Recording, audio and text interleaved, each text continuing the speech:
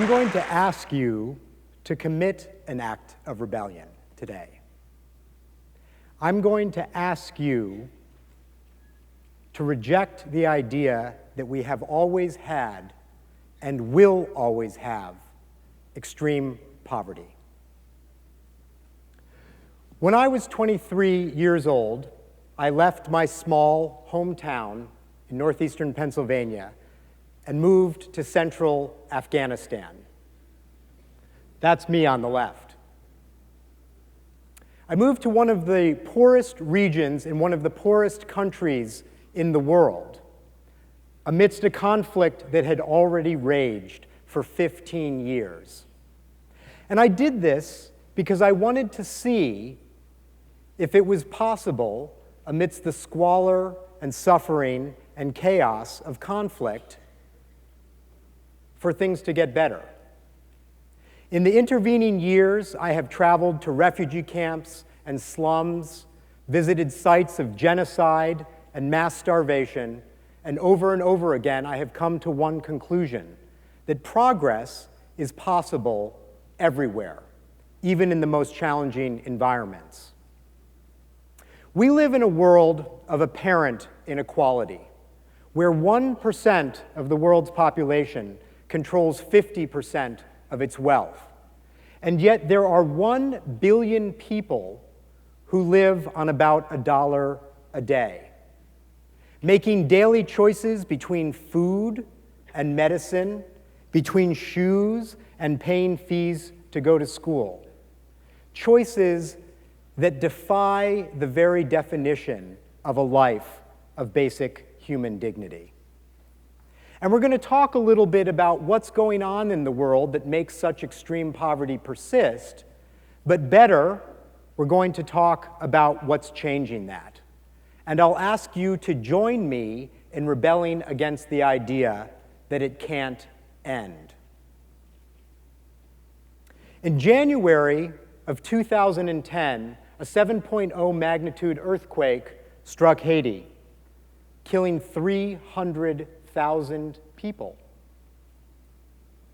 6 weeks later, an earthquake struck Chile that was 500 times more powerful, and yet it killed 1/500th the number of people.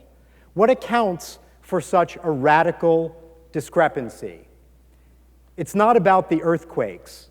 It's about the path that Chile followed in advance of the earthquake. By providing essential services to their population, by creating and enforcing rigorous building codes, by building an economic foundation, Chile became resilient.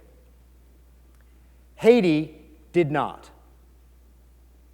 leaving the extreme poor vulnerable in densely crowded and poorly constructed slums, so that when a crisis struck, it would cause mass casualties and reconstruction would take years. And what's particularly tragic is that it's avoidable. It's not theory or fate. It's not about geography or natural resources. It's about the choices that governments and their societies make every day. South Korea, the Democratic Republic of Congo, and Botswana were all poor countries with low per capita income in 1960. As Korea began to overcome its war, shown here in blue, they invested in institutions and infrastructure and their people, and they overcame military rule and challenges of corruption. Botswana, pictured in yellow, gradually overcame the burden of colonialism, established institutions, held elections, and even created a sovereign wealth fund for mining revenues to stabilize their economy and make it more inclusive. The Congo, arguably the most richly endowed of all three, suffered such political and economic mismanagement that war, division, and economic collapse followed, so that they are worse off today than they were in 1960. Their paths are so divergent that today they look more different than alike, with the citizens of South Korea having 75 times the average per capita income as those living in the Congo. So how do we get more South Koreas, more Chiles, more South Africas? And are we on the right path? In 1980, 1 in every 2 people on the planet was living in extreme poverty. As that rate began to fall, world leaders working through institutions like the United Nations and USAID committed to what seemed like an impossible goal, to cut extreme poverty in half between 1990 and 2015. And not only did we reach that goal, but we got there 5 years early.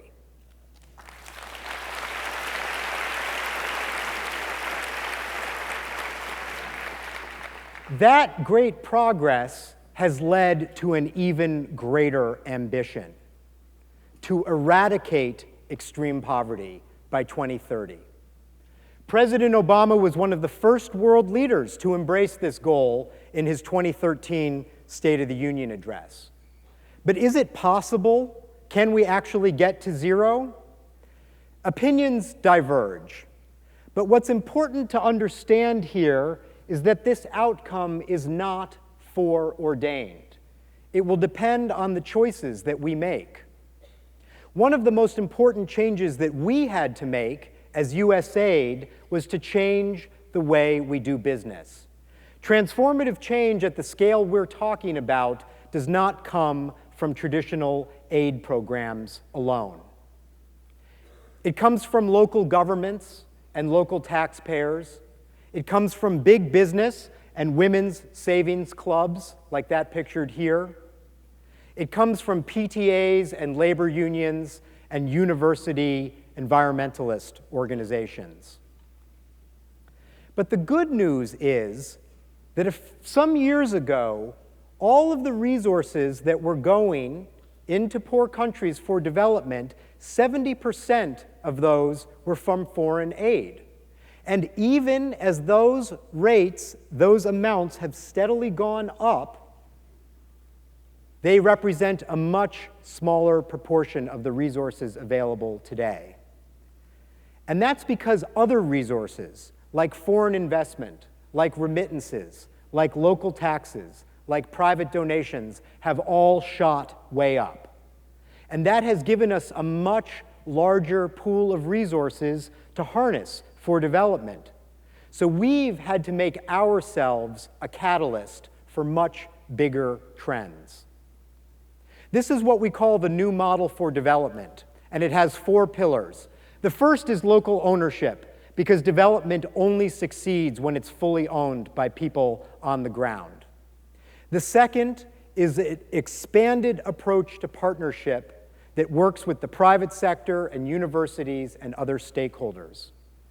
The third is to discover, test, and scale science, technology, and innovation to address our biggest development challenges.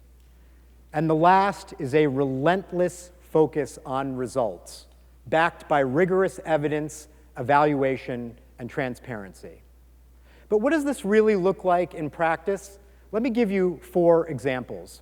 A few years ago, I was working in Pakistan, and I encountered this woman, Nasra, and her 1 cow. The milk from her cow was both insufficient to provide nutrition for her family or a sustainable income. We wanted to work with Nasra to lift the income of her family, to nourish her children, enable them to go to school, and build a sustainable path out of poverty.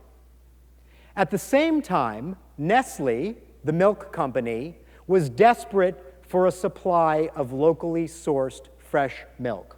So we all teamed up. The first thing that we discovered is that Nasra's cow produced about 1/9 the amount of milk of the average Australian dairy cow. So what was the first solution? Bull semen. We imported bull semen from Australia, and in about 1 breeding cycle, milk production tripled. creating excess for both consumption and sales. Nestle built a path to market for fresh milk in the area, and Nasra's income rose. We've subsequently scaled this program to thousands of women in the area. A second example is one that took me to the high mountains of Nepal recently to witness a small tube do something revolutionary. 3 in 100 babies in Nepal die in their first month of life. That means that a baby born in Nepal is 8 times more likely to die in its first 28 days of life than a baby born here in the United States. One of the leading causes is infection that is brought about by the traditional practice of smearing turmeric and cow dung on the baby's umbilical stump for good luck. So we teamed up with a local Nepalese pharmaceutical manufacturer to make a disinfectant salve, chlorhexidine, for about 13 cents a tube. And when applied to the baby's umbilical stump, it cures infection. We then wanted to go out and test to see if it would be effective, so we started a random control trial, and the results were astounding. In the areas where we tested chlorhexidine, the infant mortality rate dropped by a whopping 34%.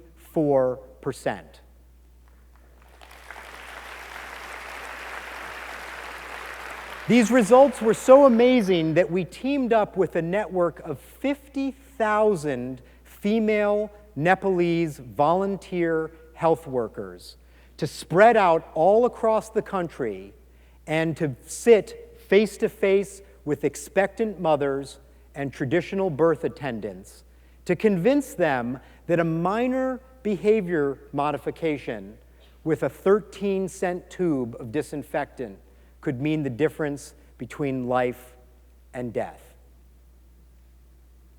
The third example was when Ebola erupted last year in West Africa. The suits that the healthcare workers had to wear greatly diminished both their effectiveness and their safety. They were so cumbersome and challenging to work in the stifling heat with poor visibility and very difficult to take on and off. Imagine working in a suit like that, let alone trying to save someone's life and your own in the process. So we launched a grand challenge, a global competition to get ideas to design a new suit. And where do you think the breakthrough came from? We got 1,500 proposals from around the world. But it was a brainstorming weekend with students at Johns Hopkins and a wedding dress designer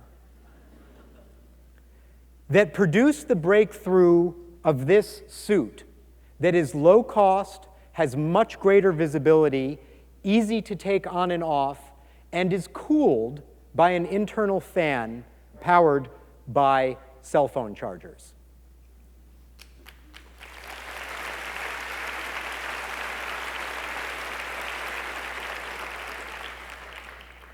And speaking of cell phones, the truly transformative change takes place when countries and societies own their own development and pay for it. So we teamed up with a small town in the Philippines to launch a program to pay taxes that most Americans would not even be able to do. People there can now pay property taxes direct to the government with their cell phone. This program has cut down on corruption, increased transparency, increased revenues for the local city, and has built the social contract that is making people both believe in and support local accountable government. None of these things is going to be the solution. There are no silver bullets in development. But the road to ending extreme poverty is real, and it will be paved with millions of choices. One of the most important changes that we can make is here. So I ask you to join me in believing that extreme poverty is not inevitable. And when we succeed together in eradicating this scourge from the planet, I believe it will be the most profound thing that humanity has ever accomplished. Thank you.